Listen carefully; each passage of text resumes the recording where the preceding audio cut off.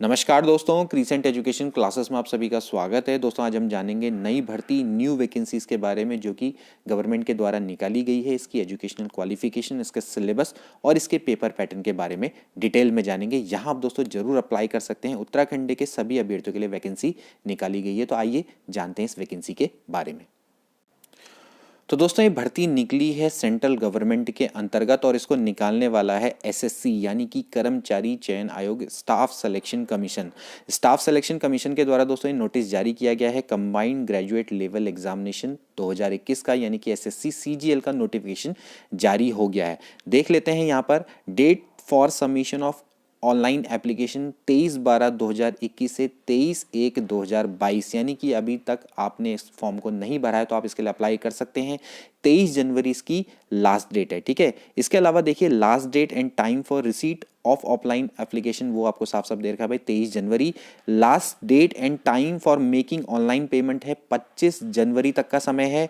Last date and time for generation of offline challan 26/1/2022 और उसको last date for payment through challan ये है 27 जनवरी 2022 तक का, ठीक है। इसके अलावा अगर कुछ बच्चों के द्वारा फॉर्म भरने में गलती हो जाती है तो उसके लिए भी एसएससी करेक्शन का आपको एक मौका देता है। हालांकि इसमें फीस वो चार्ज करता है, तो इसमें भी आपको समय दिया गया है 28/1/2022 से 1/2/2022 यानी कि 1 फरवरी 2022 तक का आपके पास समय रहेगा, ठीक है। बात करते हैं इसके एग्जाम की, तो इसका टियर 1 का जो एग्जाम होगा जिसको हम प्रीलिम्स बोलते हैं एक तरीके का, तो ये अप्रैल 2022 में होगा और इसकी डेट आप फिक्स मानिए क्योंकि इनका हर चीज फिक्स रहती है, ठीक है। तो अभी यहाँ पर डेट नहीं खोली है लेकिन अप्रैल माह में 2022 में ये एग्जाम हो जाएगा, ठीक है। इसके अलावा डेट जो इसकी टियर 2 एग्जाम की है और जो डिस्क्रिप्टिव पेपर है टियर 3 का वो टू बी नोटिफाइड लेटर, तो ये बाद में पता लगेगा, ठीक है। तो दोस्तों जो वेरियस डिपार्टमेंट में एसएससी के द्वारा पोस्ट निकाली गई है बहुत अच्छे लेवल की पोस्ट है।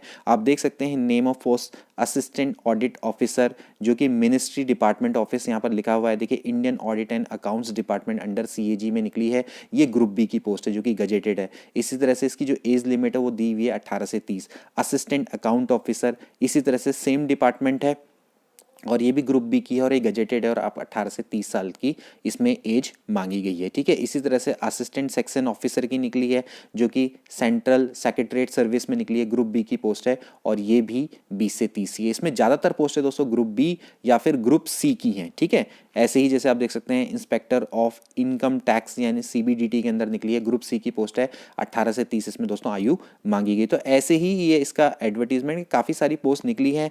जूनियर स्टैटिस्टिकल ऑफिसर की भी निकली है, जैसे कि यहाँ पर असिस्टेंट स्टैटिस्टिकल ऑफिसर की निकली है। ऐसी वहाँ पर जेएसओ की पोस्ट निकली है जो कि ministry of statistics and programming implementation यानी कि MOSPI मॉस्पी के अंतर्गत निकली है। 18 से 32 साल इसकी एज मांगी गई है। तो कुछ पोस्ट हैं जिनकी 18 से 27 है, कुछ की 18 से 30 है, लेकिन इन सभी पोस्ट के लिए आप दोस्तों एलिजिबल हैं। अभी हम इसके एजुकेशनल क्वालिफिकेशन के बारे में भी डिस्कस करेंगे और इसके अलावा इसके पेपर पैटर्न के बारे में भी आज आपको डिटेल से बताएंगे। तो चलिए देखते हैं आगे। देख लीजिए नेशनलिटी तो आपको पता ही आपको सिटीजन ऑफ इंडिया होना चाहिए, ठीक है। इसके अलावा एज लिमिट भी यहाँ पर आपको दे रखी है कि भाई 18 से 27 है, तो 18 से 27 के लिए क्या होना चाहिए, candidate must have been born not earlier than 2/1 1995 यानी कि 2 जनवरी 1995 से पहले पैदा नहीं होना चाहिए और नॉट लेटर देन 1/1/2004, ठीक है। तो आप यहाँ से इसको देख सकते हैं, ठीक है। इसी तरह से 20 से 30 के लिए क्या है कि भाई 2/1/1992 से पहले का पैदा नहीं होना चाहिए और 1/1/2002 के बाद का पैदा नहीं होना चाहिए, ठीक है। तो ऐसे करके यहाँ पर इनकी एज निकाली जा सकती है, ठीक है। और मैं इसकी जो पीडीएफ है वो अपने टेलीग्राम चैनल पर डाल दूंगा, आप वहाँ से भी इसका डिटेल एडवर्टीजमेंट को देख सकते हैं, ठीक है। इसके अलावा एज रिलैक्सेशन जो कि होता ही है, SC/ST के लिए 5 साल का है, OBC के लिए 3 साल का है और जो फिजिकली हैंडीकैप्ड होते हैं अनरिजर्व उनके लिए 10 साल का है, OBC में 13 साल का, SC/ST में 15 साल का। तो ये तो होता है, एक्स सर्विसमैन के लिए सभी के लिए इसमें एज रिलैक्सेशन दिया गया है, ठीक है। तो ये हो गया। अब इसके बाद दोस्तों आगे इसमें हम बढ़ते हुए चले जाएं तो इसमें अब हम बात करेंगे, एक सेकेंड इसको मैं थोड़ा सा आगे कर लूँ। मेन चीज़ है इसकी एजुकेशनल क्वालिफिकेशन के बारे में, ठीक है। अब एजुकेशनल क्वालिफिकेशन जो कुछ स्पेसिफिक पोस्ट हैं उनकी स्पेसिफिक है, बाकी जनरल है, ठीक है। पहले मैं आपको जनरल की बता देता हूं। देखिए ऑल सारी जो पोस्ट हैं इनकी क्वालिफिकेशन क्या मांगी गई है, वो है bachelor degree from recognised university और इक्विवेलेंट। समझ रहे हैं, सिर्फ आपको क्या चाहिए, बैचलर डिग्री चाहिए, आपने ग्रेजुएशन किया होना चाहिए फ्रॉम अ रिकग्नाइज्ड यूनिवर्सिटी, ठीक है, और इक्विवेलेंट। अब इसमें जो आपकी ग्रेजुएट डिग्री होती है ना, तो आप समझ लीजिए आप कुछ भी हो, जो ग्रेजुएट डिग्री है उसमें सब आ जाता है, BSc, BA, BCom honours, BTech, सब इसमें आ जाता है। तो आप ग्रेजुएट होने चाहिए, आप इसके लिए अप्लाई कर सकते हैं। अब कुछ जैसे स्पेसिफिक पोस्ट हैं उनके लिए कुछ अलग है, उसके लिए आप देख सकते हैं। जैसे कि पहले हमने बोली थी असिस्टेंट ऑडिट अफसर, असिस्टेंट अकाउंट अफसर, तो इसके लिए एसेंशियल क्वालिफिकेशन क्या है, bachelor degree from a recognise university institute. लेकिन इससे कुछ डिजायरेबल क्वालिफिकेशन भी है, ये तो एसेंशियल है तो होनी चाहिए। डिजायर्ड ये हो सकती है कि भाई जो चार्टेड अकाउंटेड हो, है ना, और कॉस्ट एंड मैनेजमेंट अकाउंट, ठीक है, या कंपनी सेक्रेटरी, ठीक है, मास्टर इन कॉमर्स, तो इस टाइप की इससे मांगी जाएगी, ठीक है। इसके अलावा जैसे जूनियर स्टैटिस्टिकल ऑफिसर है, इसके लिए थोड़ा सा अलग है, जैसे कि bachelor degree in any subject from a recognised university और institute with at least 60% marks in mathematics at 12th standard level, यानी कि 12वीं में 60% मार्क्स होने चाहिए, ठीक है, तब जाके आप जीएसओ की पोस्ट के लिए अप्लाई कर पाएंगे। या फिर bachelor degree in any subject with statistics as one of the subject at degree level, ठीक हो गया, यानी कि आपकी ग्रेजुएशन डिग्री होनी चाहिए, स्टैटिस्टिक्स ग्रेजुएशन में एक सब्जेक्ट के रूप में होना चाहिए, ठीक है। इसके अलावा जैसे स्टैटिस्टिकल इन्वेस्टिगेटर की निकली है ग्रेड 2 में, तो इसके लिए क्या है कि भाई bachelor degree in any subject with statistics as one of the subject, वही ऊपर वाले जीएसओ की तरह, फ्रॉम अ रिकॉग्नाइज्ड यूनिवर्सिटी और institute. The candidate must have studied statistics as a subject in all 3 years और all 6 semester of the graduation course. तो वही योग्यता है कि भाई आपको पूरे के पूरे 6 सेमेस्टर में आपने स्टैटिस्टिक्स पढ़ी होनी चाहिए एज ए सब्जेक्ट, या फिर आपके जो ग्रेजुएशन के 3 साल के कोर्स हैं उसमें स्टैटिस्टिक्स एक सब्जेक्ट के रूप में होना चाहिए, ठीक है। तो वो स्टैटिस्टिकल इन्वेस्टिगेटर की निकली है, ठीक। इसी तरह से जैसे इसमें assistant in national company law appellate tribunal इसमें निकली है, ठीक है।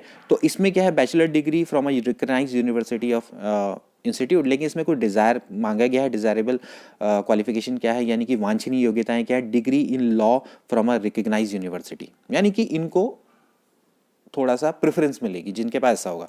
देखा जाए तो इसमें भी सिंपली ग्रेजुएशन ही है, लेकिन डिजायरेबल क्या है कि भाई आपके पास लॉ की डिग्री है फ्रॉम एनी रिकॉग्नाइज्ड यूनिवर्सिटी, तो आपको प्रेफरेंस मिलेगी, ठीक है। इसी तरह से जैसे कि इसमें निकली है भाई research assistant in national human right commission में निकली है, तो एसेंशियल क्वालिफिकेशन तो वही है, bachelor degree from recognised university और इंस्टीट्यूट, लेकिन जो डिजायरेबल क्वालिफिकेशन है वो है minimum 1 year research experience in any recognised university और रिकॉग्नाइज्ड रिसर्च इंस्टीट्यूट, ठीक है। ऐसी डिग्री इन लॉ और human rights from a recognised university, तो इनको क्या मिलेगी, थोड़ा सा प्रेफरेंस मिल जाएगी, ठीक है। और बाकी सारी पोस्ट के लिए तो मैंने आपको पहले ही बताया कि सिंपली क्या है कि आपको ग्रेजुएशन होना चाहिए। तो आप सभी लोग दोस्तों इसमें अप्लाई कर सकते हैं और आपको जरूर करना चाहिए। आप उत्तराखंड में जानते हैं कि बहुत कम वैकेंसीज आती है, लेकिन सेंट्रल गवर्नमेंट रेगुलर तौर पर वैकेंसी निकालता रहता है, ठीक है। अब बात करते हैं how to apply. How to apply के लिए सिंपली आपको क्या करना है, इनकी वेबसाइट में जाना है और यहाँ पर दोस्तों आपको इंस्ट्रक्शन दिए हुए होंगे और आप उसी के अकॉर्डिंग क्या करिए, इसको भर लीजिए, यानी कि ऑनलाइन मोड में ही आपका फॉर्म भरा जाएगा और आप इसको बहुत इजीली भर सकते हैं, ठीक है। वही प्रोसेस रहती है कि जनरली जो कि आप यूकेपीएससी का भरते हैं या यूके ट्रिपलएससी का फॉर्म भरते हैं। एप्लीकेशन फ़ी की बात करें तो 100 रुपये आपको पड़ते हैं, तो कोई बड़ी बिग डील नहीं है इसको भरने में, ठीक है। और इसके अलावा जो वुमेन कैंडिडेट्स हैं, जो कैंडिडेट्स बिलोंग करते हैं शेड्यूल कास्ट से, शेड्यूल ट्राइब से, फिजिकली हैंडीकैप्ड, एक्स सर्विसमैन, तो इनको तो भैया फीस पड़ेगी नहीं, यानी कि इनकी फीस क्या है, एग्जेम्प्टेड है, ठीक है, यानी कि इनको पेमेंट करने की आवश्यकता नहीं, तो इनके लिए तो फॉर्म फ्री है। बाकी जनरल कैंडिडेट के लिए 100 रुपये है, बाकी तो सब भर सकते हैं इसको फ्री में, ठीक है। इसके अलावा देखिए यहाँ पर लिखा हुआ भी कि जो fee can be paid online through भीम यूपीआई। भीम यूपीआई की मदद से भी आप कर सकते हैं, नेट बैंकिंग का यूज़ करते हैं, मास्टर कार्ड यूज़ करते हैं, डेबिट कार्ड यूज़ करते हैं, रुपे कार्ड यूज़ करते हैं, सबकी मदद से आप क्या कर सकते हैं दोस्तों, आसानी से कैश इसका वो ऑनलाइन पेमेंट कर सकते हैं, ठीक है। तो ये तो हो गई दोस्तों इसको अप्लाई करने की बात, ठीक है। इसके अलावा देखिए मैंने आपको पहले ही बताया था कि अगर कोई गलती आपसे हो जाती है, मतलब कि अगर आप करेक्शन करना चाहते हैं, तो आप करेक्शन में आप क्या करेगा कि आपको करेक्शन जो चार्जेस होगा वो 200 रुपये पड़ेगा, ठीक है। जैसे कि मैंने आपको पहले ही बताया था कि उसके लिए अलग से विंडो खुलती है कुछ दिनों के लिए, जैसे कि यहाँ पर दे रखा है कि भाई 1 फरवरी तक आप कोई गलती अगर आप फॉर्म भरने में कर देते हैं तो फिर आपको करेक्शन के लिए मौका मिलेगा। तो यहाँ पर आपको 200 रुपये का चार्ज लिया जाएगा अगर आप पहली बार करेक्शन करते हैं। तो अगर आप दूसरी बार करेंगे तो आपको 500 रुपये पड़ सकता है, ठीक है। तो कोशिश ये करें कि करेक्शन करने की नौबत ही नहीं, एक ही बार में सही से फॉर्म सबमिट करना आप सीख लें, मतलब ना, यानी कि सबमिट कर लें, ठीक है। ठीक हो गया, तो ये तो आपको समझ में आ गया होगा। अब बात करते हैं दोस्तों सेंटर ऑफ एग्जामिनेशन की, कि आपके सेंटर कहाँ कहाँ पड़ सकते हैं। देखिए, अब अगर हम बात करें उत्तराखंड के लोगों की, तो भाई हम लोग कहाँ करेंगे, नॉर्थ रीजन के लिए अप्लाई करेंगे, ठीक है। तो नॉर्थ रीजन में यानी कि एनआर रीजन में दोस्तों ये आता है दिल्ली, राजस्थान एंड उत्तराखंड। तो हमारे उत्तराखंड में कहाँ कहाँ पड़ सकते हैं सेंटर, तो देखिए देहरादून, हल्द्वानी, हरिद्वार, रुड़की। तो भैया बहुत बढ़िया है, देहरादून, हल्द्वानी, हरिद्वार, रुड़की, ये 4 जगह में दोस्तों हमारे सेंटर पड़ जाएंगे। यहाँ हम दोस्तों अप्लाई करके आसानी से इसका एग्ज़ाम दे सकते हैं। तो टियर 1 का एग्ज़ाम दोस्तों हमारा ये हो जाएगा, हमारा जो सेंटर पड़ेंगे वो यहीं पे पड़ेंगे, ठीक है। तो हम नॉर्थ रीजन के लिए अप्लाई करेंगे तो यहाँ पर हम आसानी से एग्जाम देने जा सकते हैं, ठीक है। अब दोस्तों बात करते हैं पेपर के पैटर्न के बारे में, जो स्कीम ऑफ एग्जामिनेशन है वो क्या है, ठीक है। ये आप ही के लिए नहीं, आप आगे आने वाली सभी भर्तियों के लिए आपको स्कीम इसके बारे में पता होनी चाहिए, पैटर्न कैसा होता है एसएससी का ये भी आपको पता होना चाहिए। फिर इसके बारे में, इसके डिटेल सिलेबस के बारे में भी जानेंगे, ठीक है। तो चलिए देखते हैं। सबसे पहले देखिए दोस्तों, ये जो एग्जाम है दोस्तों ये 3 चरणों में होता है, लेकिन कुछ पोस्टों के लिए इसके 4 चरण होते हैं, यानी कि उसको हम टीयर से दिखाते हैं। तो टीयर 1, टीयर 2, टीयर 3, टीयर 4, ठीक है। तो टीयर 1, ठीक है, ये आपका दोस्तों जो एग्जाम होता है ये पूरा कंप्यूटर बेस्ड एग्जाम होता है, यानी कि ऑनलाइन एग्जाम होता है, ठीक है। ये पेपर पेन मोड का एग्जाम नहीं होता है। ऐसी जो टीयर 2 का एग्जाम होता है ये भी दोस्तों आपका क्या होता है, कंप्यूटर बेस्ड एग्जाम होता है, ये भी पूरा ऑनलाइन होता है, ठीक है। जहां हम सेंटर में जाएंगे तो आपको ऑनलाइन एग्जाम देना पड़ेगा, ठीक है। इसके बाद बात करते हैं टीयर 3 का, तो वो पेन एंड पेपर मोड होता है, वो डिस्क्रिप्टिव पेपर टाइप का होता है, ठीक है। तो ये आपको, ये जनरली क्या होता है, ये 3 आपको देने पड़ते हैं, ठीक है। जनरली जैसे कि आप जनरल पोस्टों के लिए अप्लाई करेंगे तो आपको 3 एग्जाम देने पड़ेंगे। अब जो टीयर 4 का एग्जाम होता है ये कुछ में देना पड़ता है। कुछ पोस्ट होती हैं जहां पर आपको कंप्यूटर प्रोफिशिएंसी टेस्ट इसको बोला जाता है, उसकी आवश्यकता पड़ती है। और उसको वैसे देखा जाए तो स्किल टेस्ट इनको बोला जाता है, डेटा एंट्री स्किल टेस्ट, ठीक है। तो DEST एंड CPT, ये दोस्तों ये कुछ पोस्टों में अप्लाई होता है, ठीक है। तो जहाँ पर मांगा जाता है, जैसे कि भाई हम उत्तराखंड में एग्जाम देते हैं, तो उत्तराखंड में कुछ एग्जाम में क्या होता है कि पोस्ट में हमारा क्या होता है भाई, कंप्यूटर का टंकण भी लिया जाता है ना। जैसे अभी आप कनिष्ठ सहायक में निकलेंगे तो उसमें कुछ पोस्ट में क्या है, डेटा एंट्री ऑपरेटर है, तो वहाँ पर क्या होगा भाई, आपका कंप्यूटर का भी एग्जाम होगा ना। तो ऐसे अब कुछ पोस्ट हैं जिसमें आपको कंप्यूटर एग्जाम की आवश्यकता ही नहीं है, तो वहाँ पर आपका डायरेक्ट सिलेक्शन हो जाएगा। तो यहाँ पर भी ऐसा है। तो tier 1, tier 2, tier 3, tier 4, tier 4 not necessary for all postage, ये कुछ पोस्ट के लिए होता है, ठीक है। लेकिन आप इसको भी आसानी से कर सकते हैं, ठीक है। अब इसके लिए मैं आपको बताता हूं आगे कि क्या इसका पैटर्न रहेगा। चलिए देखते हैं। देखिए, अब आप सबसे पहले देखिए टीयर 1 एंड टीयर 2 एग्जामिनेशन, ठीक है। जो टीयर 1 एग्जामिनेशन मैंने अभी आपको बताई अप्रैल में होगा, तो इसके लिए आप देख लीजिए। अब टीयर 2 का भी कुछ पता नहीं है। देखिए टीयर 1 एग्जाम का क्या है। देखिए जो टीयर 1 एग्जाम है दोस्तों, इसमें आपको 1 घंटे का समय मिलता है, ठीक है। 1 घंटे का ये कंप्यूटर पर आपका एग्जाम होगा। और ये इसमें देखिए, इसमें जो प्रश्न आते हैं वो आते हैं जनरल इंटेलिजेंस एंड रीजनिंग, ठीक है, general awareness, quantitative aptitude and English comprehension, ठीक है।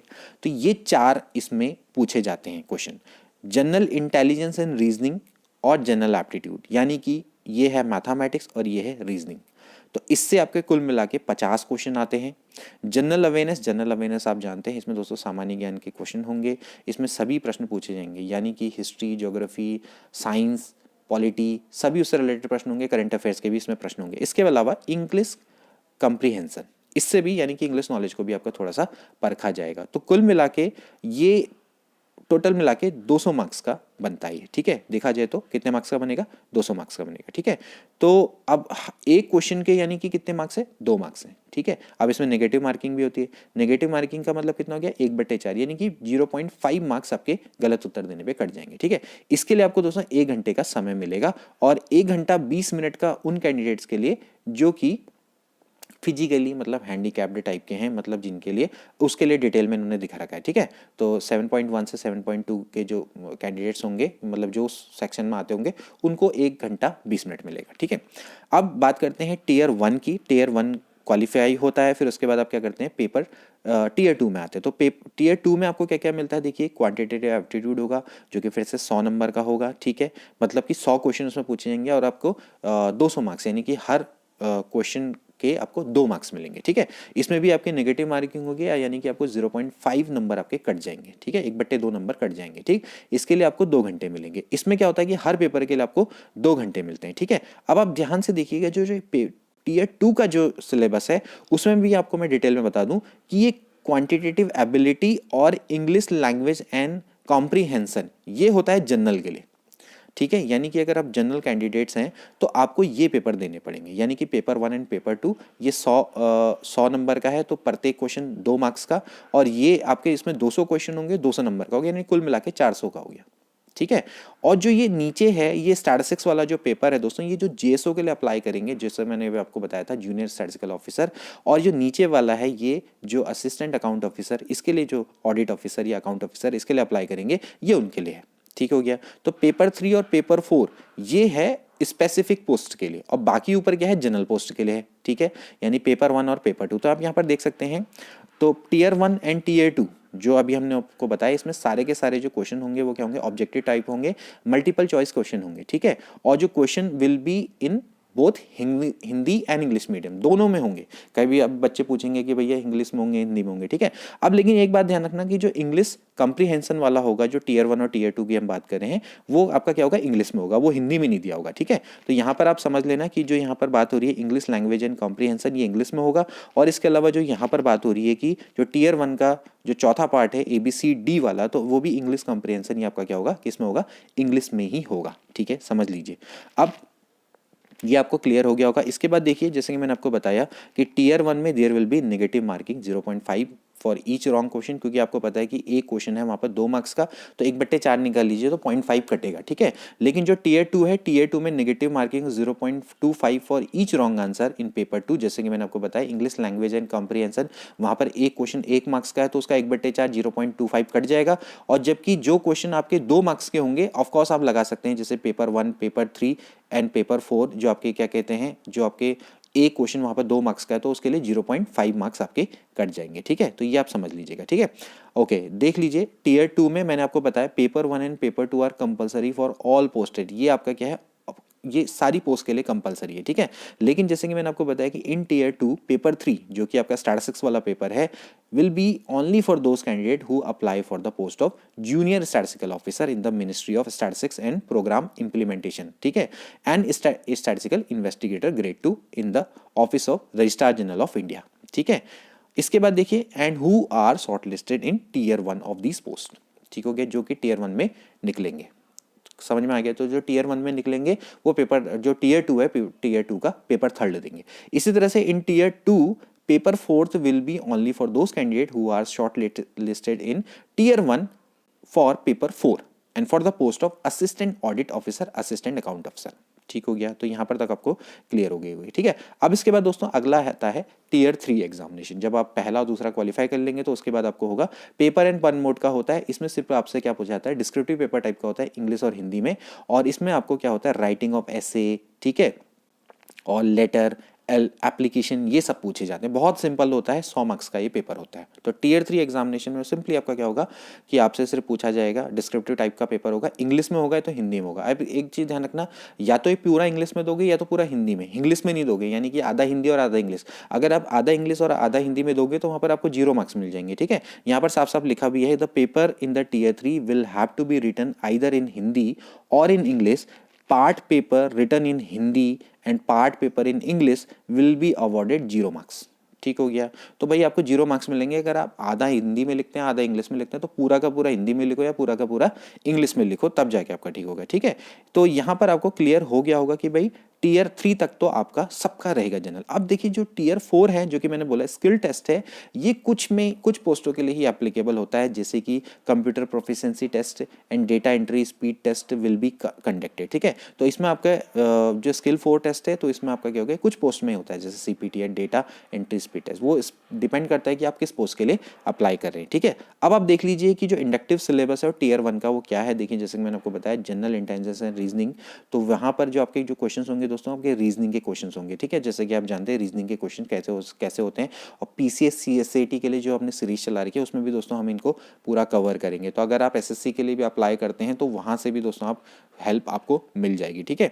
तो टीयर 1 में जनरल इंटेलिजेंस एंड रीजनिंग के प्रश्न होंगे, जैसे कि प्रश्न आते हैं तो वही आपके प्रश्न इसमें ज़्यादातर आते हैं, ठीक है। इसके अलावा देखिए जनरल अवेयरनेस में आपके क्या होंगे questions in this component will be aimed at testing the candidate's general awareness of the environment around him, ठीक है, its application to the society, ठीक है। तो इसमें जो क्वेश्चंस आएंगे वो किसके आएंगे दोस्तों, history, culture, geography, economics, science, general policy, scientific research, इससे रिलेटेड दोस्तों इसमें प्रश्न आएंगे। तो आप समझ लीजिए जनरल अवेयरनेस क्या होती है, ठीक है, जनरल स्टडी टाइप की आपको पढ़नी पड़ेगी, ठीक है। इसके अलावा जैसे कि मैंने बोला, अब अगला आता है क्वांटिटेटिव एप्टीट्यूड। इसमें दोस्तों मैथ्स के प्रश्न आएंगे। जो मैथ्स के प्रश्नों का लेवल रहेगा वो 10th लेवल तक का रहेगा, ठीक है। 10th तक के लेवल के, या आप मान लीजिए 9-10th लेवल के इसमें प्रश्न रहेंगे, ठीक है। इसमें साफ साफ लिखा हुआ है जैसे सर्किल, टेंजेंट, ठीक है, और इस टाइप के प्रश्न, right circular cylinder, sphere, hemisphere, इनसे रिलेटेड दोस्तों प्रश्न आएंगे। यानी कि टोटल ये आपकी क्या है, मैथ्स वाला पोर्शन है, ठीक है।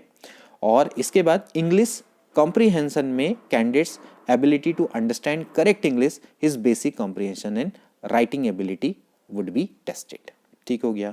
तो ये इसमें प्रश्न पूछे जाएंगे, ठीक है। तो यहाँ पर साफ साफ है जो पार्ट ए बी डी है, जैसे टीयर 1 के 4 पार्ट हैं, तो इसमें ए बी डी, ये सी वाला पार्ट मैथमेटिक्स वाला है, तो ये जो पार्ट होगा कौन सा होगा, will be of 10th standard level. ये 10th स्टैंडर्ड लेवल की मैथमेटिक्स में पूछी जाएंगी।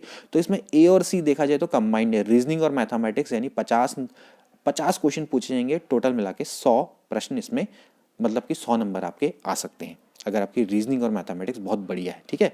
बाकी जो बी और सी है ये जनरल अवेयरनेस है, और ये वाला जो डी वाला पार्ट है ये इंग्लिश कॉम्प्रीहेंशन है, ठीक है।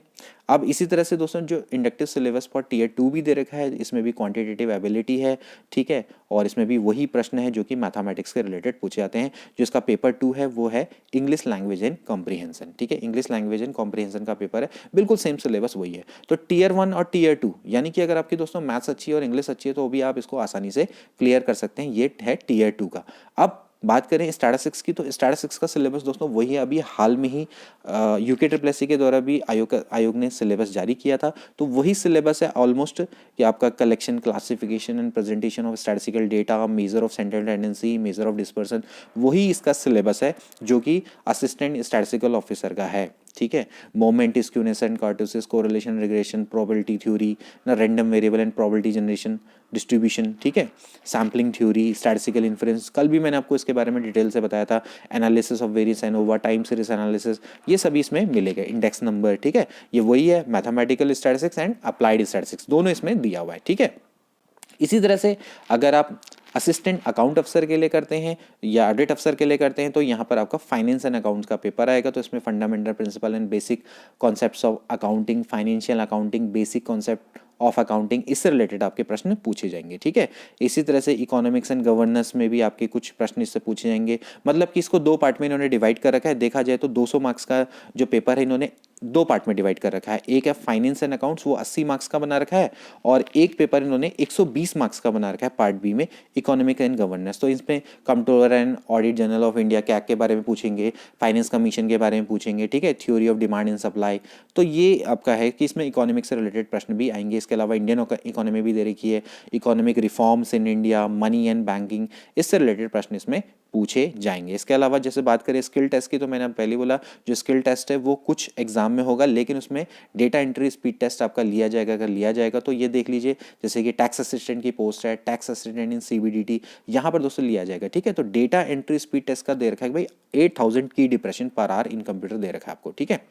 तो चलिए ऐसे ही सीपीटी की अगर बात करें तो सीपीटी का भी भाई the commission will hold computer professionality test comparison of 3 module, ठीक है। तो इसके 3 मॉड्यूल होंगे, world processing, spreadsheet and generation of slides, post of assistant, मतलब कि जनरेशन ऑफ स्लाइड। ये मतलब कि देखा जाए तो जो सीपीटी होता है तो इसके 3 आपके मॉड्यूल होते हैं। इसमें वर्ल्ड प्रोसेसिंग, स्प्रेडशीट बनाना और जनरेशन ऑफ स्लाइड्स, ये दोस्तों आपसे पूछा जा सकता है, ठीक है। ये आपसे प्रैक्टिकल टाइप का करवाएंगे।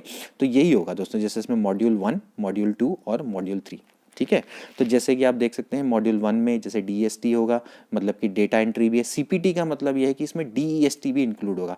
तो इसमें आपसे कह रहे हैं कि भाई की डिप्रेशन की आपकी स्पीड भी होगी, प्लस इसमें जब मॉड्यूल 2 होगा तो आपको स्प्रेडशीट बनाना, ठीक है, will comprise preparation of spreadsheet बनाना देखा जाएगा, ठीक है। और जो मॉड्यूल 3 होगा उसमें होगा कि भाई आप पावर पॉइंट प्रेजेंटेशन कैसे बनाते हैं, ठीक।